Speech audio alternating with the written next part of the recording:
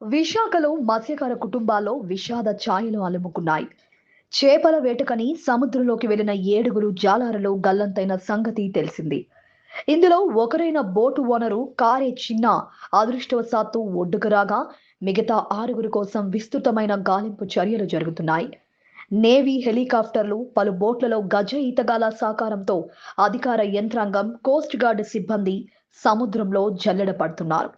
గడిచిన 24 గంటలుగా తమ కుటుంబీకులు ఆచూకీ తెలియకపోవడంతో గల్లంతైన మత్స్యకారుల కుటుంబీకులు తీవ్ర ఆవేదన వ్యక్తం చేస్తున్నారు. సముద్రం ఒడ్డు నుంచి 10-15 నాటికి మైళ్ళ దూరంలో ఈ బోటు బోల్తా పడగా ఇప్పటి వరకు వారి ఆచూకుని కనుగొనలేకపోయారని తీవ్ర అసహనం వ్యక్తం చేస్తున్నారు. ఓవైపు ముఖ్యమంత్రి నారా చంద్రబాబు నాయుడు, మరోవైపు ఉప ముఖ్యమంత్రి పవన్ కళ్యాణ్, రాష్ట్ర మంత్రులు వంగలపూడి అనిత, కింజరపు అచ్చెన్నాయుడు తదితరులు, జిల్లా కలెక్టర్, పోలీస్ కమిషనర్, మెరైన్ విభాగం ఉన్నత అధికారులు, కోస్ట్ గార్డ్ ఉన్నతాధికారులు, ఫిషరీస్ విభాగం సిబ్బందితో మాట్లాడి ఎప్పటికప్పుడు ఈ గాలింపు చర్యలపై సమాచారాన్ని అడిగి తెలుసుకుంటున్నప్పటికీ గల్లంతైన వారి ఆచూకీ ఇప్పటికీ లభ్యం కాలేదు. దీంతో మత్స్యకార కుటుంబాలలో తీవ్ర ఆందోళన నెలకొంది. ఫిషింగ్ హార్బర్ వద్ద గల్లంతైన వారి కుటుంబీకులు, మిగతా మత్స్యకార కుటుంబాలు పెద్ద ఎత్తున ఆందోళనకు సిద్ధమయ్యారు.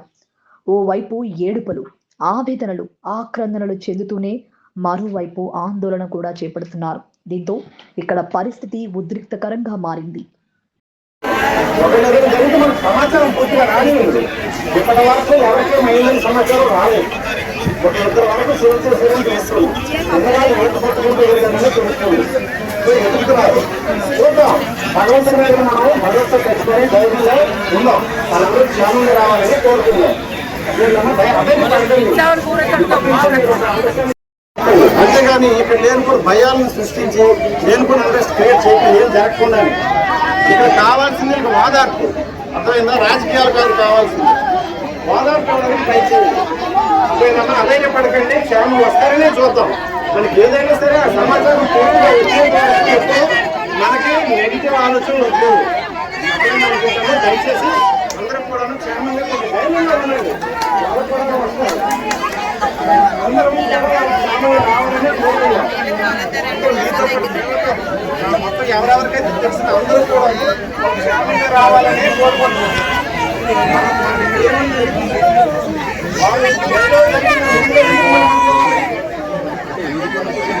సమాచారం ధైర్యంగా ఉంది. మీ అందరి కోసం డిపార్ట్మెంట్, అన్ని డిపార్ట్మెంట్లు పనిచేస్తాయి, అందరూ పనిచేస్తారు.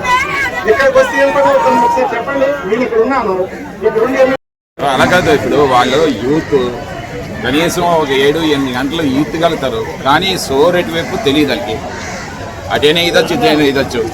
సో ఆ రేడియస్లో ఏం చేయగలుగుతారో మీకు ఒక కోస్ట్ గార్డ్ బోట్ వెళ్తే ఏమైనా జరుగుతుందండి? కనీసం 10 కోస్ట్ గార్డ్ వీళ్ళు వెదర్ అడ్వైజరీ చెప్పారు మొన్నటి నుండే, వెదర్ బాగోట్లేదు అని చెప్పి 400 బోట్లు ఒకటో తారీఖున వెళ్తే 400 బోట్లు ఒకటో తారీఖున తిరిగి వస్తాయి 4వ తారీఖున. తెలుసు అందరికీ కూడా, జేడీఫీసీ తెలుసు.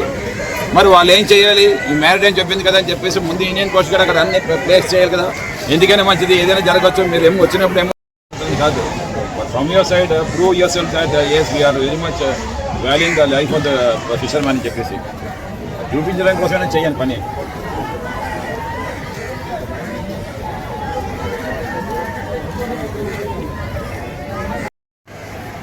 బ్రెయిన్ ఛాన్సెస్ ఉన్నాయా? నీల్ ఛాన్సెస్ ఇప్పుడు, నీల్ ఛాన్సెస్ ఏదైనా వేస్ట్. ఇప్పుడు నీల్ ఛాన్సెస్ అంతేనే.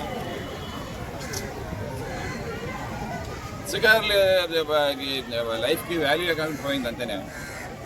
టూ బ్యాడ్ అన్నమాట. సూటు బూట్ వేసుకునే వాళ్ళకే ప్రభుత్వం నడుస్తూ ఉంది.